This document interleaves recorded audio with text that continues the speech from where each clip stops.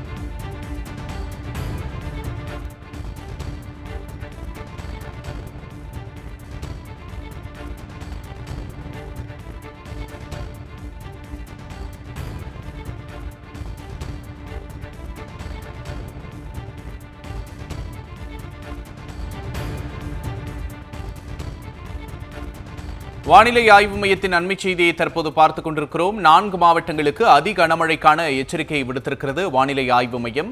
காஞ்சிபுரம், செங்கல்பட்டு, விழுப்புரம், அரியலூர், தஞ்சை, புதுக்கோட்டை மாவட்டங்களில் கன முதல் மிக கனமழைக்கு வாய்ப்பு என்றும், கடலூர், திருவாரூர், நாகை, மயிலாடுதுறை மாவட்டங்களில் இன்று ஓரிரு இடங்களில் கன முதல் அதி கனமழை பெய்யக்கூடும் என்றும், காரைக்கால் பகுதியிலும் கனமுதல் அதி கனமழை பெய்யக்கூடும் என்றும் வானிலை ஆய்வு மையம் தெரிவித்திருக்கிறது. புதுச்சேரியிலும் ஓரிரு இடங்களில் இன்று கனமுதல் மிக கனமழை பெய்யக்கூடும் என்று அறிவிக்கப்பட்டிருக்கிறது.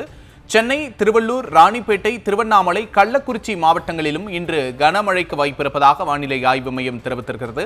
கூடவே பெரம்பலூர், திருச்சி, சிவகங்கை, ராமநாதபுரம், தூத்துக்குடி மாவட்டங்களிலும் ஓரிரு இடங்களில் கனமழை பெய்யக்கூடும் என்றும், தமிழ்நாட்டில் அநேக இடங்களில் இன்று இடி மின்னலோடு கூடிய லேசானது முதல் மிதமான மழை பெய்யக்கூடும் என்றும் வானிலை ஆய்வு மையம் தெரிவித்திருக்கிறது. வானிலை ஆய்வு மையத்தின் அண்மை செய்தியை விரிவாக பார்த்துக் கொண்டிருக்கிறோம்.